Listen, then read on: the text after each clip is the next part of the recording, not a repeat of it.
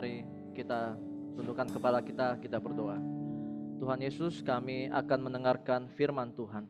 Berkati kami semua yang akan mendengarkan. Berikan kami hati seorang murid, telinga seorang murid yang mau belajar sungguh-sungguh, fokus, tidak main-main dalam mendengar firman. Dan biar kami membuka hati kami, sehingga firman ditaburkan, boleh bertumbuh dalam hati kami, dan hati kami boleh diubah oleh Tuhan, dibentuk oleh Tuhan, sehingga hati kami boleh memancarkan setiap kelakuan hidup kami semakin serupa dengan Kristus. Berkati hamba-Mu yang menyampaikan, hamba-Mu yang penuh kelemahan ini Tuhan pakai, sehingga setiap firman disampaikan boleh dimengerti dan dipahami dengan baik. Dalam nama Tuhan Yesus kami berdoa. Amin. Bapak sekalian tetap berdiri, kita akan baca firman Tuhan. Matius pasal 4 ayat 1 sampai yang ke-11. Matius pasal 4, Injil Matius pasal yang keempat, 1 sampai yang ke-11.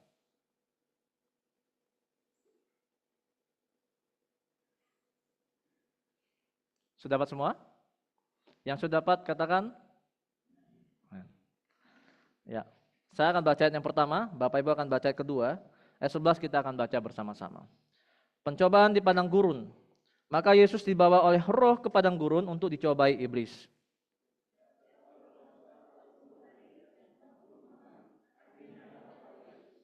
Lalu datanglah si pencoba itu dan berkata kepadanya, "Jika engkau anak Allah, perintahkanlah supaya batu-batu ini menjadi roti."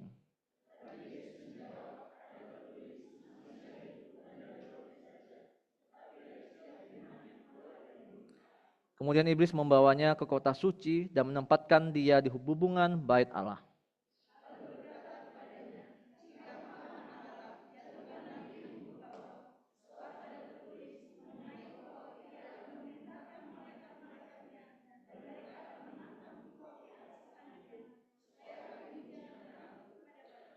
Yesus berkata kepadanya, "Ada pula tertulis, janganlah engkau mencobai Tuhan Allahmu."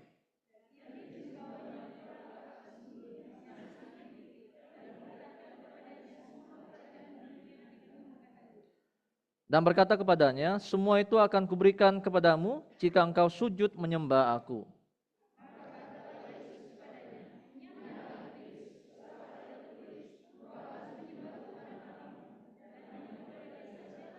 Sama-sama, 1, 2, 3. Lalu iblis meninggalkan dia, dan lihatlah malaikat-malaikat datang melayani Yesus. Amin, berbahagialah setiap kita yang boleh membaca, melakukannya dalam hidup kita sehari-hari. Bapak Ibu silakan duduk kembali.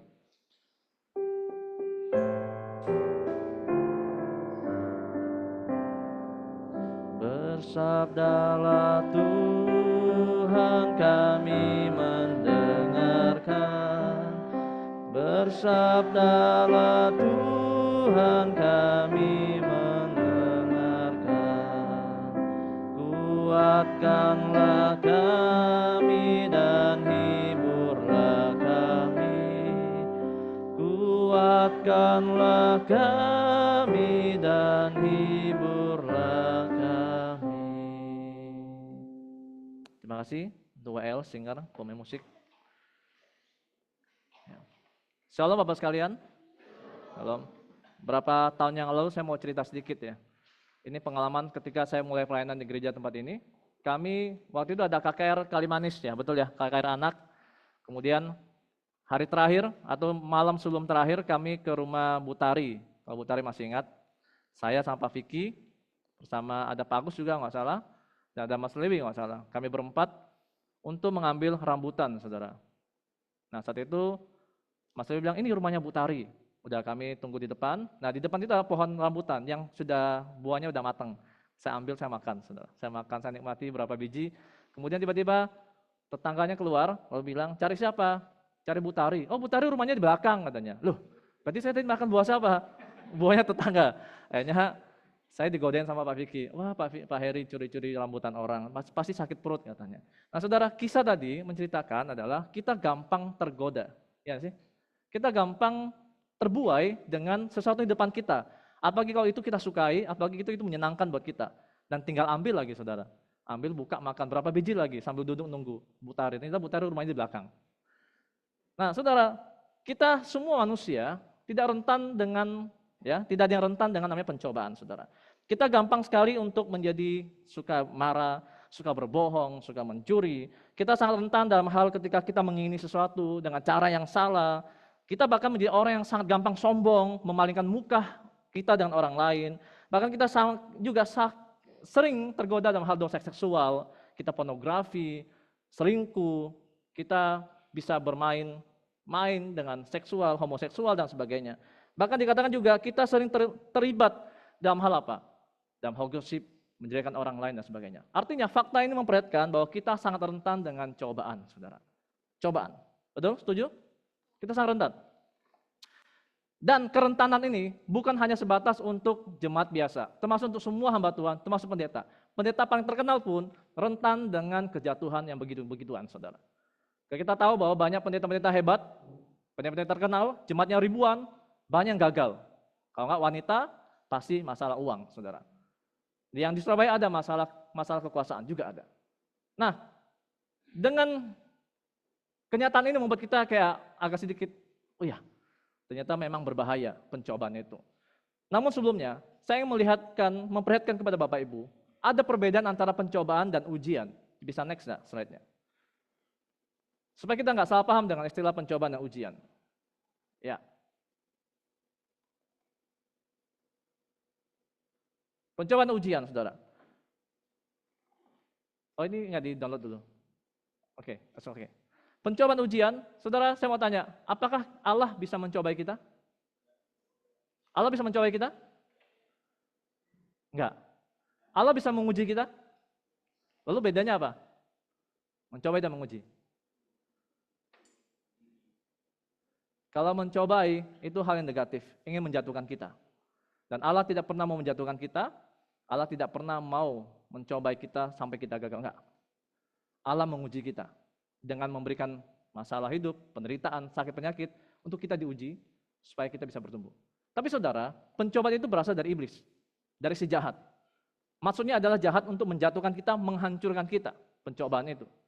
Tapi menariknya saudara, justru pencobaan yang dari iblis tadi, Tuhan itu bisa memakai, itu menjadi ujian dari kacamata Tuhan. Contoh misalnya, saudara ketika diuji untuk misalnya untuk mencuri, atau untuk melakukan banyak dosa, ketika saudara menang, melawan dosa itu, maka itu menjadi Tuhan pakai untuk kita bisa bertumbuh. Jadi walaupun itu berasal dari iblis, cobaan itu, tapi Tuhan bisa mengubah cobaan itu menjadi suatu ujian yang membuat kita bisa bertumbuh bagi Tuhan. Nah itu asik loh, Tuhan itu baik sekali. Walaupun iblis bekerja keras untuk menjatuhkan kita, tapi Tuhan tetap campur tangan, supaya gangguan cobaan dari iblis itu, Tuhan ubah menjadi ujian buat kita, supaya kita bisa bertumbuh. Paham? Sampai sini? Oke, sekarang kita masuk dalam bagaimana pencobaan yang dialami Tuhan Yesus. Saudara, pencobaan yang dialami oleh Tuhan Yesus, itu pencobaan yang bagi saya masih relevan sampai hari ini. Triknya iblis, polanya iblis, metodenya iblis masih mirip sampai sekarang caranya. Saya tidak tahu kenapa iblis tidak mengubah caranya. Apakah dia tidak belajar lagi? Bukan. Karena bagi saya, cara-cara ini paling gampang menjatuhkan kita, saudara. Nah, bagaimana Yesus menghadapi pencobaan itu? Dan pencobaan apa saja di hadapan Yesus? Kalau kita baca di sini, ada 3 macam pencobaan, betul? Dan 3 macam pencobaan ini, itu masih kita hadapi dan masih kita gumulkan sampai hari ini. Percaya atau tidak? Kita lihat satu-satu, saudara. Pencobaan apa yang dihadapi Yesus? Yang pertama, kita lihat yang 3 dan 4. Yaitu pencobaan yang pertama. Saya bacakan ya. Lalu datanglah si pencoba itu dan berkata kepadanya, jika engkau anak Allah, perintahkanlah supaya batu-batu ini menjadi roti. Tapi Yesus menjawab, ada tertulis, manusia hidup bukan dari roti saja, tetapi dari setiap firman yang keluar dari mulut Allah. Saudara, kalau kita baca ayat yang 1 dan 2, Yesus posisinya lagi lapar. Berpuasa 40 hari, 40 malam, saudara. Di mana? Di padang gurun. Coba kita bayangkan ya situasinya ya. Padang gurun, kering tempatnya, susah dapat makanan. Yesus berpuasa 40 hari 40 malam. Tiba-tiba iblis datang lalu menggoda, mencobai Yesus. Jika engkau anak Allah, perintahkanlah supaya batu-batu ini menjadi roti. Saudara, iblis itu pintar sekali dengan cara apa? Iblis mulai dengan menunjukkan identitas Yesus. Kalau kita baca pasal sebelumnya, Yesus ketika dibaptis, ada suara surga kan dari Bapa. Inilah anakku yang kukasihi, betul? Nah, ketika iblis mendengar bahwa Yesus memang diakui sebagai anak yang dikasihi, pasal 4 ini, ketika iblis mencobai Yesus, Iblis menyinggung tentang identitas itu. Jika engkau anak Allah, jadi iblis meragukan, memberikan keraguan atau kata jika itu berarti dia ragu. Benar gak sih kamu anak Allah? Kalau memang kamu anak Allah, tunjukin dong. Kalau memang anak Allah, ubah dong roti batu ini jadi roti. Jadi Yesus ditantang untuk membuktikan bahwa dia memang adalah anak Allah, saudara. Sekarang saya pertanyaan aja begini. Kira-kira Yesus bisa mengubah enggak batu itu menjadi roti? Bisa enggak? Bisa? Sangat bisa, saudara. Sangat bisa. Kalau kita tahu kisah pasal selanjutnya, Yesus pernah membeli 5.000 orang makan, 4.000 orang makan dari 5 roti dan 2 ikan. Enggak ada yang mustahil bagi Yesus untuk melakukan mujizat itu. Iya sih? Bahkan Yesus pernah bilang bahwa aku adalah roti hidup. Dia adalah sumbernya. Enggak mungkin Yesus yang bisa melakukan suatu hal untuk mengubah batu saja, itu gampang buat Yesus. Lalu pertanyaannya, mengapa Yesus tidak mau melakukan itu? Nah, ini menarik, saudara. Ini menarik. Mengapa Yesus tidak mau mendengarkan perintah iblis? Karena Tuhan Yesus tidak mau dikuasai oleh keinginannya. Secara manusiawi, keinginan Yesus itu lapar. Lapar enggak dong? Lapar dong, 40 hari, 40 malam. Ini pasti lapar, saudara. Ketika ditawarkan, dicobai lagi dengan identitasnya, kalau memang Allah, buktikan dong, ubah dong batu di roti. Tapi Yesus tidak mau dikuasai oleh keinginannya, ya, untuk kepentingan pribadinya, saudara. Saya akan bacakan sedikit tafsiran, saudara. Bagi saya ini menarik sekali. Dikatakan bahwa roti zaman di tempat Tuhan Yesus itu banyak batu-batu kecil, saudara. Jadi Yesus disuruh oleh iblis untuk mengubah batu yang kecil, yang putih-putih, itu seperti roti. Nah, karena memang saat itu di padang pasir atau padang gurun susah mendapatkan makanan, dan itu susah dapat makanan, saudara. Maka di kondisi seperti itu sangat gampang sekali untuk Yesus untuk tergoda untuk makan atau mengubah batu itu, saudara. Dan lebih menarik lagi, saudara ya, perhatikan baik-baik. Catatan Alkitab, tokoh-tokoh sebelumnya banyak orang jatuh dalam dosa hanya gara-gara keinginannya. Contoh misalnya, Adam dan Hawa. Ketika Hawa digodai iblis, apa godaan iblis? Makanlah buah pengetahuan baik dan buruk ini. Betul sih? Gagal enggak Hawa? Gagal. Dia menuruti perkataan iblis, ambil dia, lalu makan, saudara. Kasih ke suaminya lagi. Suaminya tidak komentar apa-apa, suaminya tidak argumentasi apa-apa, langsung ambil, terima juga. Sama-sama terbuai dan keinginannya untuk makan, saudara. Terus apa lagi contoh Alkitab? Misalnya Esau. Ketika Esau kelaparan, masih ingat kelaparan? Dia pulang dari berburu, lalu lihat adiknya masak kacang merah, terus karena saking laparnya, si Yakub pintar. Oke, kakak, saya kasih sop merah saya, tapi tukar hak sulungmu. Terus kata Esau apa? Saya lapar nih. Nggak apa-apa, ambillah hak sulungku, aku mau makan pokoknya. Terus akhirnya apa? Esau juga jatuh dalam keinginannya karena lapar. Ya toh? Terus ada lagi contoh Alkitab, misalnya Yudas. Yudas apa? Dia senang apa keinginannya? Senang dengan uang, saudara. Money oriented. Dalam hidupnya Yudas senang dengan uang. Ketika ada tawaran, mau enggak? Lu jual gurumu, saya kasih uang. Wah, tertarik dia, saudara. Dia ambil uang itu, dia hianati Yesus yang adalah guru, yang Tuhannya juga yang memilih dia. Dari 3 contoh tadi, saudara, apa artinya? Bahwa semua orang yang terbuai dengan keinginannya, lalu mencari cara untuk memuaskan keinginannya, ujung-ujungnya adalah kegagalan. Ujung-ujungnya adalah kehancuran. Buktinya apa? Yudas Iskariot gantung diri. Dia menyesal karena telah menjual Yesus demi keinginannya dapat uang, saudara. Nah, sekarang kita kembali ke posisi Yesus. Yesus bisa mengubah batu kecil itu jadi roti, bisa. Yesus berkuasa, Yesus adalah Tuhan. Tapi kenapa Yesus tidak mau lakukan itu? Karena Yesus belajar dan Yesus tahu bahwa dia tidak ingin dikuasai keinginannya. Dan dia melakukan kehendak Bapa. Kalau misalnya Yesus lakukan, maka Yesus seperti Adam dan Hawa, gagal juga. Karena cara iblis itu sama. Waktu di Taman Eden mencobanya apa? Ayo makan lo. Selalu dicobai dan begitu. Keinginan kita artinya, saudara, saya setuju dengan kalimat dari penafsir, yaitu apa? Pemuasan diri. Kita rentan dalam hal apa? Pemuasan diri, saudara. Jadi godaan yang pertama ini, pencobaan pertama ini berbicara tentang area pemuasan diri. Siapa di sini yang tidak mau dipuaskan dirinya? Kita semua pengen dipuaskan toh. Contoh misalnya sampai-sampai ada restoran yang buka apa? All you can eat. Kenapa ada restoran ini? Karena manusia tahu segmennya adalah manusia tuh senang makan dipuaskan sampai sepuas-puasnya. Betul nggak sih? Kenapa sekarang banyak misalnya pekerjaan-pekerjaan yang ditawarkan gaji besar misalnya. Kenapa senang semua orang? Karena manusia pengen dipuaskan dengan uang. Kita semua pengen dipuaskan, saudara. Tapi ingat catatan, hati-hati dengan cobaan iblis. Iblis menjebak kita.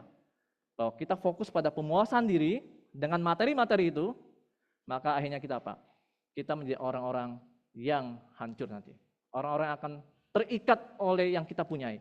Kita akan terikat dengan apa yang kita dapatkan, yang susah payah kita cari, dan kita akan menjadi orang yang paling pelit, karena kita nggak akan mudah melepaskan apa yang kita dapat susah-susah.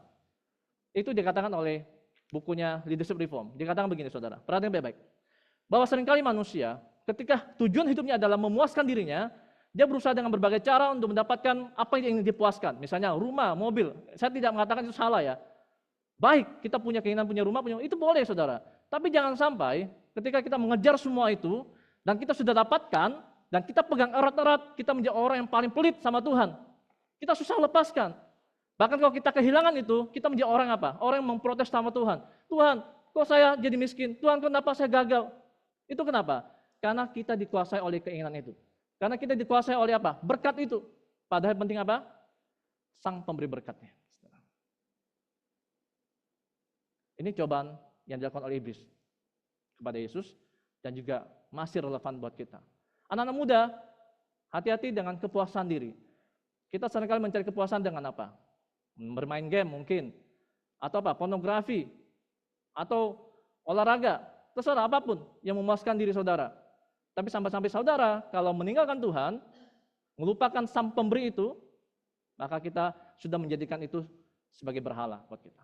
Dan ingat, itu yang menjatuhkan kita, akan buat kita gagal. Sampai sini bisa ikuti Bapak sekalian? Bahwa cobaan pertama adalah pemuasan diri. Dan Yesus pernah berkata, siapa yang ingin dipuaskan, harus dipuaskan oleh firman Tuhan. Bukan dipuaskan oleh roti, oleh uang, tapi dipuaskan oleh firman. Makanya Yesus ayat 4 dikatakan apa? Ada tertulis, manusia hidup bukan dari roti saja, tetapi dari setiap firman yang keluar dari mulut Allah. Yesus mengatakan bahwa sesungguhnya, kalau manusia ingin dipuaskan, dipuaskanlah dengan firman. Yang roti yang kekal itu, yang tidak pernah membuat kita lapar lagi, saudara. Sekali lagi ya, saya tidak pernah melarang Bapak Ibu mencari uang, saya tidak pernah melarang Bapak Ibu untuk mencari berkat, silakan. Tapi jangan sampai itu mengikat kita, lalu membuat kita melupakan Tuhan. Dan memuaskan keinginan kita. Tapi lupa memuaskan jiwa kita dengan firman. Kita bandingkan sekarang, berapa banyak kita makan roti firman itu, dibanding kita mencari berkat jasmani kita. Sebanding enggak? Lebih banyak mana, saudara? Setiap hari Bapak Ibu baca kitab enggak? Kita dikenyangkan oleh firman. Ada roti yang hidup tadi. Atau kita lebih banyak dipuaskan dengan hal-hal yang tadi sementara. Nah, ini teguran buat Bapak Ibu dan buat saya, saudara. Buat kita semua. Sekarang yang kedua. Apa cobaan Yesus? Pertama berbicara tentang pemuasan diri. Yang kedua berbicara tentang perlindungan diri, saudara. Kita lihat ayat 5-7. Kita akan baca 5-7.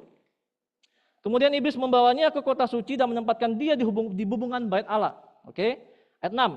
Lalu berkata kepadanya, jika engkau anak Allah, jatuhkanlah dirimu ke bawah, sebab ada tertulis mengenai engkau, ia akan memerintahkan malaikat-malaikatnya dan mereka akan menatang engkau di atas tangannya, supaya kakimu jangan terantuk kepada batu. Yesus berkata kepadanya, ada pula tertulis, janganlah engkau mencobai Tuhan Allahmu, saudara. Nah, Bapak sekalian, dari pencobaan yang kedua ini kita melihat bahwa cobaan iblis itu areanya ada area tentang keamanan diri kita, perlindungan diri kita. Tadi bicara tentang kepuasan. Sekarang bicara tentang perlindungan kita, keamanan kita, posisi kita. Kita kadang-kadang juga takut kan dengan keamanan diri kita. Ya, itu wajar aja. Makanya artis-artis lihat menyewa bodyguard, betul? Nyewa satpam, rumahnya di CCTV dipasang. Karena demi keamanan diri, memang manusia sangat ketat menjaga keamanannya. Siapa yang nggak mau aman? Semua mau aman, saudara. Nah, makanya iblis mencoba Yesus dalam hal tentang perlindungan diri. Kita lihat dulu, saudara, ada hal yang menarik. Di mana Yesus dibawa, saudara? Di mana? Bubungan. Bubungan itu di mana? Kalau baca tafsiran, bumbungannya itu adalah di pojok atas bait suci. 450 kaki. Kalau menurut tafsiran. Berapa tingginya ya? Nanti bisa dicari tahu. 450 kaki itu berapa meter? Dan kenapa harus di bait suci? Ada yang tahu enggak? Kenapa iblis sengaja membawa Yesus di atas bait suci? Kenapa bait suci? Kenapa tidak mau gedung lain? Emang nggak ada gedung lain yang tinggi? Banyak kok. Kenapa bait suci? Halo? Kenapa harus di bait suci? Karena iblis tahu, bait suci adalah tempat kehadiran Tuhan, betul? Bagi orang Yahudi, bait suci adalah tempat kehadiran Tuhan. Nah, di tempat itulah iblis ingin mencoba Yesus. Yesus bilang apa? Iblis bilang apa? Tekanlah lagi identitasnya. Jika engkau memang anak Allah, tentu dong kalau memang anak Allah pasti Bapamu akan tolong kamu dong. Kalau bahasanya iblis. Dan kamu sekarang berada di bait suci loh, tempat kehadiran Allah loh. Harusnya kamu aman, kata iblis. Oke, sekarang coba berani gak kamu lompat dari bumbungan tinggi tadi? Dan percaya kata firman, dia kutip di Mazmur 91, bahwa malaikat-malaikat akan datang menatang engkau dan kakimu tidak akan tergeletak. Nah, kalau bahasa tafsirannya atau bahasa aslinya tergeletak gini, sampai jempolmu pun tidak akan tersentuh oleh tanah, saudara. Janji Mazmur 91 dan dikutip oleh si iblis untuk mencoba Yesus. Percayalah, kamu kan anak Allah dan sekarang kamu di bait suci. Bait suci kan tempat kehadiran Allah. Pasti Bapamu akan menjaga kamu dan mengirim malaikat-malaikat untuk menopangmu. Kakimu, jempolmu pun tidak akan terkena sedikit pun di atas tanah. Wah, itu cobaan iblis yang luar biasa, betul? Saya tanya, apakah Yesus tergoda? Enggak. Yesus bilang apa? Ada pula tertulis, janganlah engkau mencobai Tuhan Allahmu.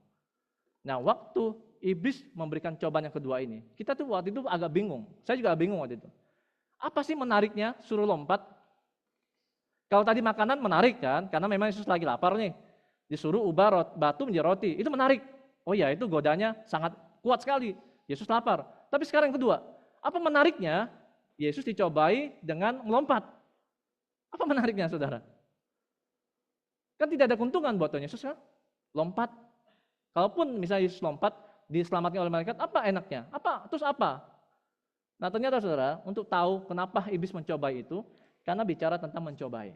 Ayat yang ke-7. Dari jawaban Yesus kita tahu, ternyata iblis ingin mencobai. Janganlah engkau mencobai Tuhan Allahmu. Nah saudara, Mazmur 91 yang dikutip oleh iblis tadi, itu bicara tentang apa? Ulangan. Itu bicara ketika Israel sedang bergumul tentang air minum. Itu di Masa. Misalnya saya baca di Ulangan pasal 6 ayat 16, kalimat jangan engkau mencobai Tuhan, kalimat Yesus kutip di Ulangan pasal 6, itu konteksnya adalah ketika saat itu Israel sedang kesusahan air. Lalu Tuhan bilang, lalu mereka mengeluh kan, protes sama Tuhan. Tuhan, di manakah engkau? Tuhan, di mana engkau? Kami kok mati di sini sih, kami kok kehausan di sini. Lebih baik kami tinggal di Mesir, kata orang Israel. Karena begitu ininya, Tuhan bilang, pukullah.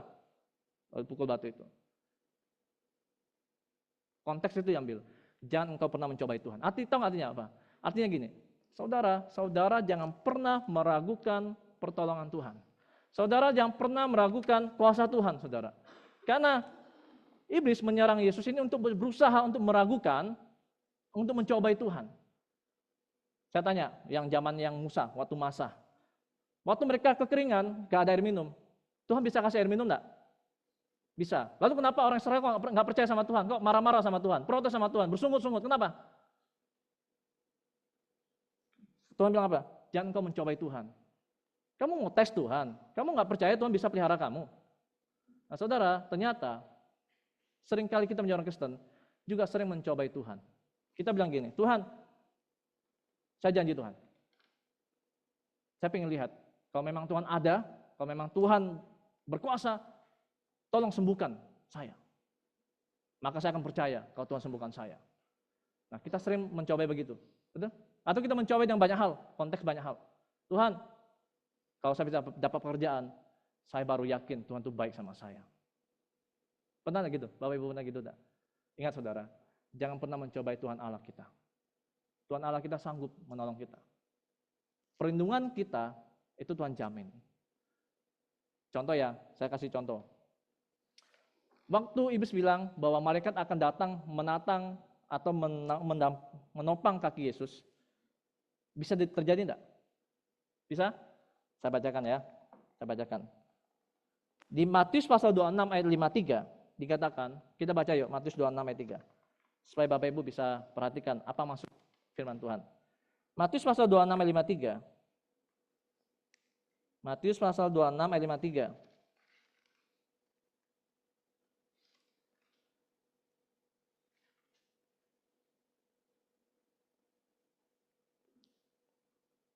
Sudah dapat semua? Matius pasal 26 ayat yang ke-53. Sudah? Amin? Yuk, 1, 2, 3. Atau kau sangka bahwa aku tidak dapat bersuruh kepada Bapakku supaya segera mengirim lebih dari 12 pasukan malaikat membantu aku? Ini perkataan siapa, saudara? Perkataan Tuhan Yesus. Tuhan Yesus bilang, kalau saya mau nyuruh malaikat datang 12 pasukan pun bisa. Tapi Yesus nggak mau turuti perkataan iblis. Karena tahu iblis hanya mencobai Tuhan Allah. Makanya Yesus bilang, jangan mencobai Tuhan Allah. Nah, saudara, aplikasinya adalah buat poin yang kedua ini. Saudara ketika punya masalah apapun, saudara ya. Saya tahu kita punya masalah yang berbeda-beda. Saya tahu Bapak Ibu ada yang menangis sepanjang malam. Karena memikirkan kondisi keuangan kita, mikirin tentang mungkin ada anak kita yang gagal, atau memikirkan tentang pekerjaan kita, tentang kesehatan kita. Ada yang menangis, saudara. Saya tahu, di antara kita setiap malam berdoa menangis, mendoakan orang yang kita sayangi. Saudara juga mungkin ada yang merasa kecewa, saudara, karena disakiti oleh orang yang paling dekat sama kita. Kemarin pagi saya baru dapat kami ngobrol lama, curhat. Saudara kandung sendiri bisa menyakiti saudaranya, sampai menyakitkan banget omongannya. Saya tahu di antara kita semua saudara punya pergumulan yang beda-beda. Tapi ingat saudara, jangan pernah mencobai Tuhan. Percaya, Tuhan akan menolong kita. Serius, percaya itu. Tuhan Yesus bilang kirim 12 pasukan malaikat pun Tuhan bisa. Jadi jangan pernah mencobai Tuhan Allah. Lebih baik apa? Lebih baik taat sama Tuhan. Lebih baik tunduk sama Tuhan. Lebih baik percaya sama Tuhan. Itu lebih baik. Amin. Yang terakhir saudara. Apa cobaan Yesus? Selain Yesus dicobai tentang kepuasan diri, kita juga dicobai tentang perlindungan kita. Kita merasa takut, merasa tidak aman. Kita berusaha untuk mencobai Tuhan. Tapi yang ketiga saudara, apa yang dikatakan? Ayat yang ke-8 sampai 10. Yaitu apa? Tentang pengagungan diri. Pengagungan diri. Kita baca dulu firman Tuhan ya. Ayat 8 sampai 10. 8 sampai 10. Sudah dapat semua? Ya, kita baca sama-sama. 1, 2, 3. Dan iblis membawanya pula ke atas gunung yang sangat tinggi dan semua kerajaan dunia dengan kemegahannya. Dan berkata kepadanya, semua itu akan jika engkau sujud menyembah aku. Ayat 10, Yesus bilang apa? 1, 2, 3. Maka berkatalah Yesus kepadanya, enyalah iblis, sebab ada tertulis, engkau harus menyembah Tuhan Allahmu, dan hanya kepada Dia sajalah engkau berbakti. Nah saudara, dalam area pencobaan yang ketiga ini, iblis berusaha untuk menguji tentang masalah pengagungan diri. Saudara, pengagungan diri. Nah saya ada baca satu artikel, saudara. Manusia pada dasarnya semua ingin dihargai. Setuju ya? Pada dasarnya semua manusia ingin dijunjung. Siapa yang mau dihina-hina? Nggak ada. Semua manusia ingin dipuji, dijunjung, dihargai. Dan itu adalah kebutuhan dasar manusia, saudara. Nah tetapi masalahnya, manusia begitu haus dengan junjungan orang, begitu haus dengan pengagungan, maka mereka berusaha mencari berbagai cara, walaupun cara itu salah, cara itu mungkin jalan pintas, selagi dia dipuji, selagi dia diagungkan, dia akan berusaha untuk berjuang mencapai jalan itu. Ya, itu manusia. Misalnya contoh di dalam dunia nyata. Tidak semua politikus itu jahat. Tidak semua politikus itu jelek. Tapi rata-rata ada orang, oknum-oknum politikus yang memang mencari kekuasaan supaya apa? Supaya dijunjung, diagungkan, saudara. Banyak mencari posisi supaya diakui, saudara. Dan itu naluri manusia berdosa, selalu ingin diagungkan, dipuji, dan diterima, dan sebagainya. Nah tetapi dalam konteks ini kita lihat bagaimana Yesus dicobai juga dalam hal begini, pengagungan diri. Kenapa ini penting saudara? Saya waktu baca tafsiran ini sungguh membuat saya sedikit terbuka pikiran saya. Ternyata iya ya, iblis itu sengaja banget, tahu banget bahwa kita pengen dipuji, kita pengen diagungkan, makanya iblis nyerang ke bagian area itu. Makanya iblis bilang apa? Coba, iblis membawa Yesus di atas gunung yang sangat tinggi, saudara. Gunung di atas sangat tinggi. Kemudian apa? Memperlihatkan kepadanya semua kerajaan dunia. Nah, kerajaan dunia ini bicara apa? Tentang kemegahan dunia ini. Tentang kerajaan-kerajaan, kemegahan-kemegahan ini. Terus iblis bilang, aku akan berikan kepadamu jika engkau sujud menyembah aku. Saudara, iblis sekarang banyak menawarkan jalan pintas buat kita. Saudara mau diberkati? Boleh, asalkan saudara begini begitu. Saudara mau diberkati? Boleh, asalkan begini begitu. Ingat ya, iblis suka mencoba kita, menjebak kita dengan begitu-begitu, saudara. Mau nggak kita? Saudara kehilangan Tuhan, tapi mendapatkan berkat yang melimpah, tapi lebih tunduk kepada iblis. Nah, saya akan baca tafsiran begini.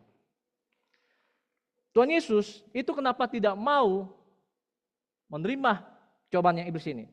Tahu nggak saudara? Karena Tuhan Yesus tidak mau meninggalkan atau melawan kehendak Bapa, di mana dia diutus untuk mati melalui jalan salib. Kalau misalnya Yesus mengikuti maunya iblis, Yesus nggak perlu mati, Yesus nggak perlu disalib, tapi langsung dapat semua itu kerajaan dan kemegahan itu. Berarti Yesus apa? Yesus mencari jalan pintas. Berarti Yesus melawan kehendak Bapa. Berarti Yesus tidak mau melakukan kehendak Bapa, dia lebih memilih kepada godaan iblis. Padahal Yesus datang harus melewati jalan proses yang susah, yaitu apa? Lewat jalan salib. Setelah Yesus disalibkan, mati, baru dikatakan apa? Matius pasal 28 ayat 19. Semua diberikan kuasa. Yesus diberikan kuasa baik di bumi maupun surga. Paham gak sih Bapak sekalian? Yesus menerima kuasa di bumi dan surga pada saat Yesus telah melewati salib, setelah Yesus mati, setelah Yesus bangkit. Lalu Matius pasal 28 ayat 19 dikatakan, diberilah kuasa di surga dan di bumi. Yesus diagungkan. Dan Filipi pasal 2 kalau ingat, Yesus disalibkan, titik terendah, lalu Yesus naik lagi, bangkit, lalu Yesus diagungkan, raja di atas segala raja, semua akan berlutut-lutut sembah kepada Yesus. Nah, seandainya kalau Yesus melewati jalan pintas ditawarkan iblis, maka tidak ada jalan salib. Paham maksudnya Bapak sekalian? Bisa aja Yesus langsung diagungkan dengan cara, ya udah, aku langsung nyembah iblis, aku dapat semuanya langsung. Enggak, saudara. Makanya iblis itu tahu. Iblis menawarkan jalan pintas.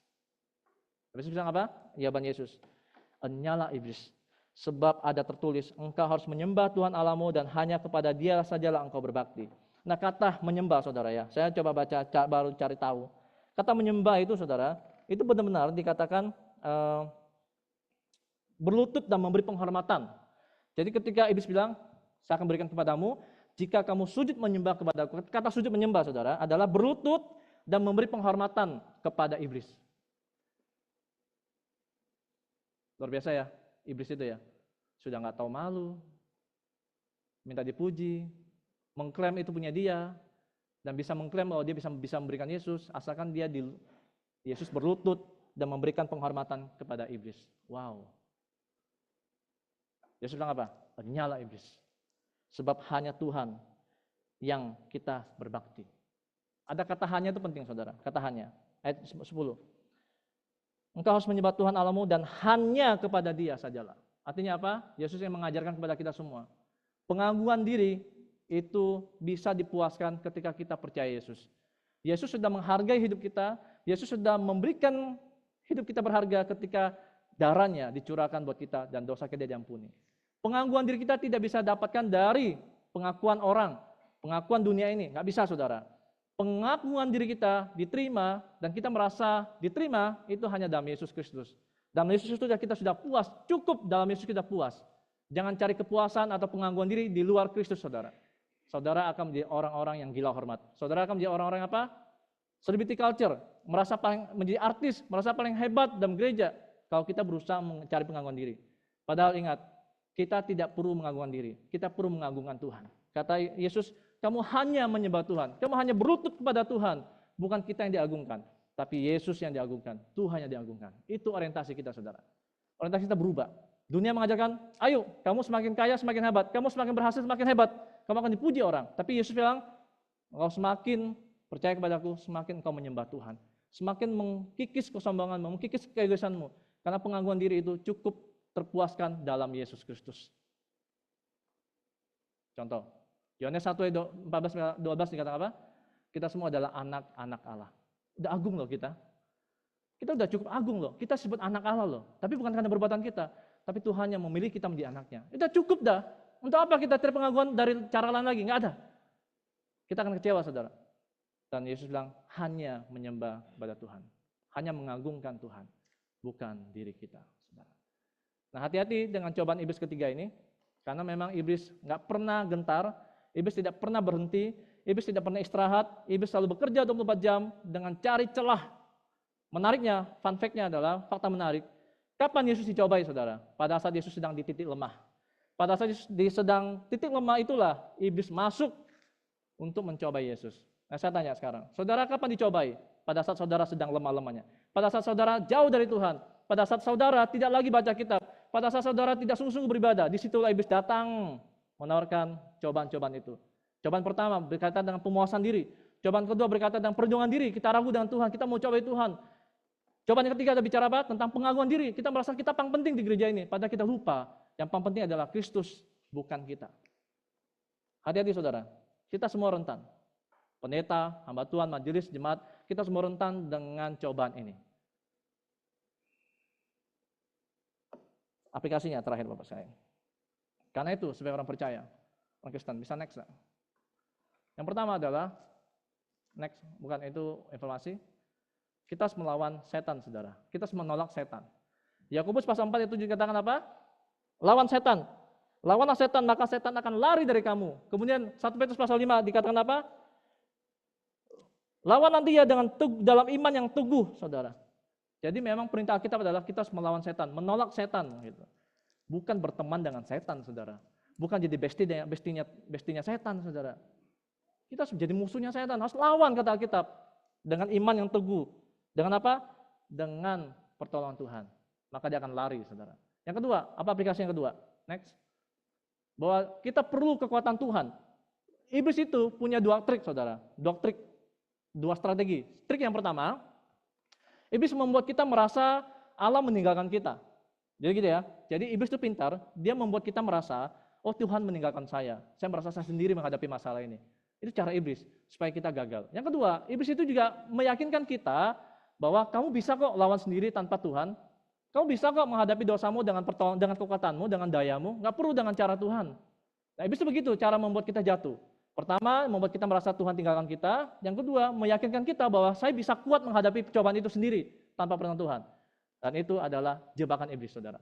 Justru pada saat kita lemah, kita perlu Tuhan. Pada saat kita sedang dijebak, kita perlu Tuhan, saudara. Jangan pernah merasa kita bisa bebas sendiri, merasa bisa hebat melewati jebakan ini. Nggak bisa. Kita semua akan gagal, dan kita semua akan jadi gagal, saudara. Makanya yang kedua adalah kita perlu pertolongan Tuhan dalam menghadapi cobaan. Yang ketiga, saudara, aplikasinya. Kita perlu dibimbing oleh firman Allah. Ingat ya, semua cobaan Yesus jawabnya dengan apa? Menjawab dengan firman. Dengan firman. Ya. Alkitab diberikan untuk menunjukkan kebenaran yang kontras dengan apa? Kebohongan dunia, kebohongan daging ini, dan kebohongan setan yang selalu membohongi kita, menjebak kita. Cara lawannya gimana? Dengan firman Tuhan. Firman Tuhan yang bisa kasih tahu ini benar atau salah. Ya Bapak Ibu ya, hanya firman yang bisa menuntun kita, memberitahu kita, membuka pikiran kita bahwa ini salah, ini benar. Ini kehendak Tuhan, ini kehendak iblis. Hanya firman yang bisa bimbing kita. Maka bacalah Alkitab, saudara. Bacalah Alkitab. Renungkan. Yang keempat, terakhir. Untuk menghadapi iblis, kita harus ingat bahwa panggilan hidup kita adalah melakukan kehendak Tuhan. Panggilan kita adalah memuliakan Tuhan. Kalau kita tahu bahwa panggilan kita memuliakan Tuhan, maka kita harus fokus kepada apa? Kehendak Tuhan. Bukan kehendak iblis, bukan kehendak kita. Kita buka Yohanes pasal 4 ayat 34, itu sudah teksnya sama. Yohanes 4 ayat 34, kita baca sama-sama. Yohanes 4, 34, Yesus berkata dengan lantang, 1, 2, 3. Makananku ialah melakukan kehendak Dia yang mengutus aku dan menyelesaikan pekerjaannya. Nah saudara, Yesus sendiri memberikan teladan contoh buat kita. Bahwa makanan Yesus adalah melakukan kehendak Bapa. Nah karena itu, supaya kita bisa melawan dosa, melawan cobaan iblis, kita harus ingat hidup ini untuk memuliakan Tuhan. Saya harus melakukan kehendak Bapa. Dengan pertolongan Tuhan, dengan firman, ya. Ingat, iblis itu sangat pintar mencari kelemahan kita. Sebagai penutup, saudara, ada satu statement yang saya pikir bisa kita baca sama-sama. Terakhir, 1, 2, 3. Setiap dosa yang disengaja adalah penolakan untuk membungkuk kepada Allah, dan setidaknya sebagian membungkuk kepada setan. Tahu maksudnya Bapak sekalian? Kalau Bapak Ibu tidak mentaati Tuhan, berarti Bapak Ibu taat sama iblis. Bapak Ibu kalau tidak tunduk kepada Tuhan, berarti Bapak Ibu tunduk kepada iblis. Nah sekarang pertanyaannya, Bapak Ibu mau belajar untuk menghadapi cobaan itu dengan caranya Tuhan Yesus? Yaitu apa? Dengan firman, dengan pertolongan Tuhan. Dan ingat, cobaan iblis ada 3 item tadi, 3 area. Pertama apa? Kita selalu mencari kepuasan diri. Kita selalu dicobai dalam apa? Perlindungan diri, kita merasa Tuhan tidak bersama kita. Kita meragukan Tuhan. Yang ketiga, iblis selalu mencobai kita apa? Tentang pengagungan diri. Ingat, pengagungan diri itu sudah terpuaskan ketika kita sudah menjadi anak Tuhan. Tapi yang perlu diagungkan adalah Kristus Yesus yang perlu diagungkan. Karena Roma pasal 11:36 dikatakan apa? Sebab segala sesuatu berasal dari Dia, oleh Dia, dan untuk Dia. Segala kemuliaan hanya bagi Kristus Yesus. Amin. Tuhan kembali kita berdoa dan kita belajar terus dipimpin oleh firman. Saya minta pemain musik bisa nyanyi satu lagu.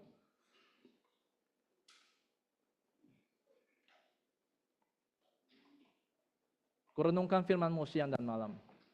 Kurenungkan firman-Mu siang dan malam.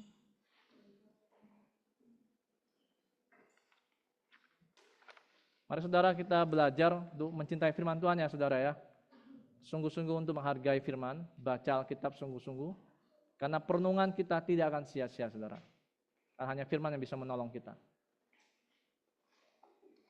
Aku mengasihi Engkau, Yesus.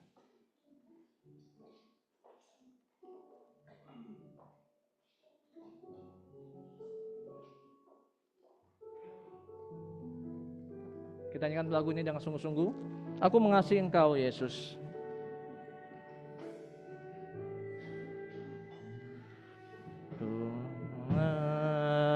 Mengasihi Engkau Yesus dengan segenap hatiku. Aku mengasihi Engkau Yesus. Aku mengasihi Engkau Yesus dengan segenap jiwaku. Kurenungkan firman-Mu. Kurenungkan firman-Mu siang dan malam. Ku pegang firman-Mu dan ku lakukan. Engkau tahu ya Tuhan, tujuan hidupku hanyalah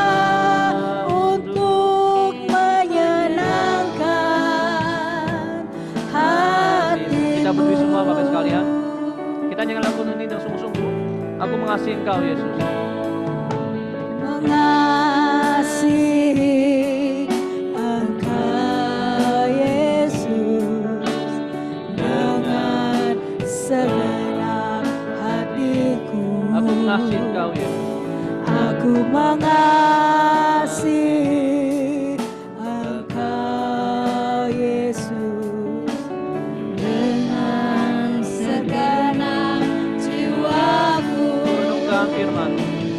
Renungkan firman-Mu siang dan malam. Ku pegang perintah-Mu dan ku lakukan. Engkau tahu ya Tuhan, tujuan hidupku hanyalah untuk menyenangkan hati-Mu. Renungkan firman-Mu, kita nyanyikan sama-sama dan sungguh-sungguh. Renungkan firman-Mu. Renungkan firman-Mu siang dan malam. Ku pegang perintah-Mu dan ku lakukan. Engkau tahu ya Tuhan. Engkau tahu ya Tuhan, Tujuan hidupku hanyalah untuk menyenangkan. Sekali lagi turunkan firman-Mu siang dan malam. Renungkan firman-Mu siang dan malam. Ku pegang perintah-Mu dan ku lakukan. Engkau tahu ya Tuhan, tujuan hidupku hanyalah untuk menyenangkan hatimu. Menyenangkan hatimu. Hanyalah Untuk menyenangkan hatimu.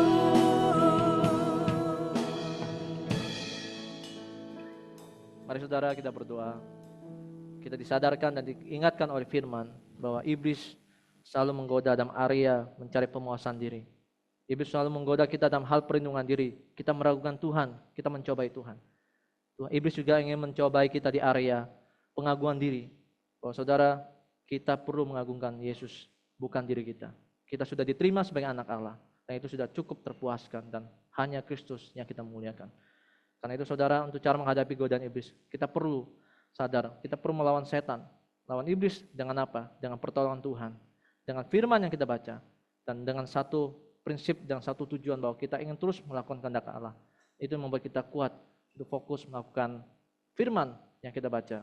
Dan ingat saudara, pencobaan-pencobaan yang kita hadapi tidak melebihi kekuatan kita. Dan Allah yang setia itu akan menolong kita, memampukan kita untuk melawan pencobaan-pencobaan itu. Dan terakhir saudara, pencobaan yang Allah izinkan melalui iblis, itu pun bisa mendewasakan kita. Membuat kita semakin kuat, membuat kita semakin mengasihi Tuhan.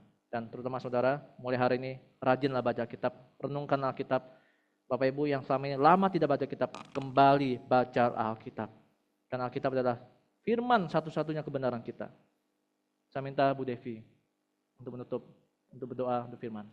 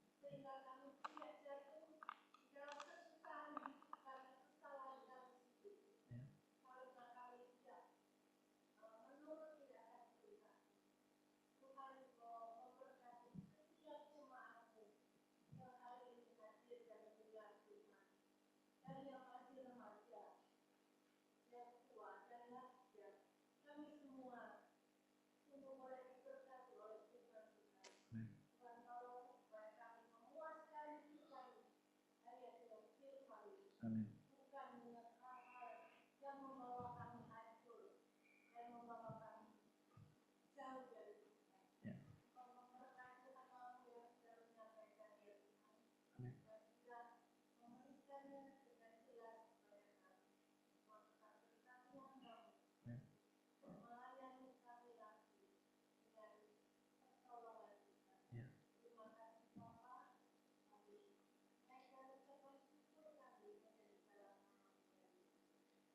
Bapak surga, kami berdoa juga untuk Ibu Yoke, kakaknya Bu Mona yang saat ini sedang dalam proses treatment di bagian otaknya, di mana kanker muncul lagi. Karena itu mohon pertolongan Tuhan, di mana dalam minggu ini Bu Yoke akan dicek kembali untuk kankernya, supaya Tuhan yang boleh menolong, berikan ketenangan buat Bu Yoke, dan Bu Mona yang akan mendampingi selama treatment ini.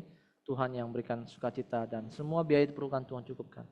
Tuhan berdoa juga untuk setiap jemaatmu yang sedang sakit, untuk yang lain, untuk Bu Linda juga dalam proses pemulihan, Tuhan juga berkati.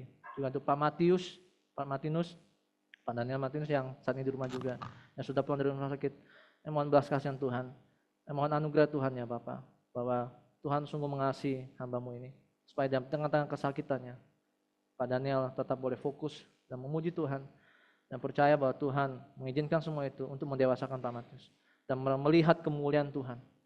Dan berdoa untuk Bu Rinda yang akan menjaga juga anak-anaknya. Tuhan berkati supaya Tuhan sungguh yang memampukan keluarga ini. Tuhan berkati keluarga ini dengan kasih-Mu Tuhan. Berdoa untuk setiap pergumulan kami Tuhan, jemaat Tuhan yang sedang berusaha, merintis usaha, yang mencari pekerjaan, bahkan yang sedang ada masalah dalam pekerjaan kami. Kami tahu Bapak, pertolongan kami, perlindungan kami hanya dalam Tuhan. Karena itu kami tidak ingin mencobai Tuhan, kami tidak mau meragukan Tuhan. Kami tahu bahwa Tuhan bersama-sama dengan kami. Bahkan Tuhan mengizinkan ini terjadi, juga menolong kami untuk bisa kembali mengandalkan sepenuhnya kepada Tuhan. Berdoa juga untuk pengurusan balik nama gereja yang dilakukan oleh gereja ini. Berkati Tuhan untuk Mario dan tim yang akan mengurus ini, supaya Tuhan memampukan proses pengurusan ini bisa berjalan baik. Dan juga berdoa Tuhan sekali lagi untuk seluruh hamba Tuhan, majelis dan jemaat di misi Alita ini boleh bersama-sama bertumbuh, bersama-sama bangkit, bersama-sama bangun dari kemalasan rohani kami. Kami ingin kembali sungguh-sungguh dekat dan mengasihi dan belajar firman sungguh-sungguh. Berdoa untuk kelas ABC yang dilakukan setiap Jumat, supaya kami disadarkan kembali bahwa ABC, program dibuat gereja, bukanlah program asal-asalan, tapi sungguh-sungguh disiapkan untuk tujuan supaya jemaat bisa belajar firman dengan baik dan dibekali dengan firman. Kami berdoa Tuhan juga hamba-hambamu yang berulang tahun hari ini, untuk 1 minggu ini, berdoa untuk Bestin, Julian Dan, 15 Juli, Bapak Agung Triwarto, 15 Juli, Ibu Elizabeth, 15 Juli, Ibu Ririn, 17 Juli, Ibu Basiti Aisyah, 18 Juli, dan anakmu Axel Julianus, 20 Juli. Tuhan berkati hambamu satu persatu Tuhan. Tuhan yang paling tahu setiap kebutuhan dan pergumulan mereka. Karena itu Tuhan, ditambah usia ini, mereka semakin tambah dewasa iman mereka, semakin tambah kasih mereka sama Tuhan, makin menjadi orang-orang yang dipakai Tuhan, anak Tuhan yang boleh menjadi berkat, baik sebagai suami, sebagai istri, sebagai anak, atau sebagai nenek. Kami semua bisa menjadi orang Kristen yang bertumbuh dan memancarkan kasih Tuhan. Berdoa setiap semua rencana masa depan kami, Tuhan yang akan menuntun kami semua. Kami berdoa dalam nama Tuhan Yesus yang telah mengajar kami berdoa. Bapa kami surga, dikuduskanlah namamu, datanglah kerajaan-Mu, jadilah kehendak-Mu di bumi seperti surga. Berikanlah kami pada hari ini makanan kami yang secukupnya, dan ampunilah kami akan kesalahan kami, seperti kami juga mengampuni orang bersalah kepada kami. Dan janganlah membawa kami dalam pencobaan, lepaskanlah kami dari yang jahat, karena Engkaulah yang punya kerajaan dan kuasa dan kemuliaan sampai selama-lamanya. Amin.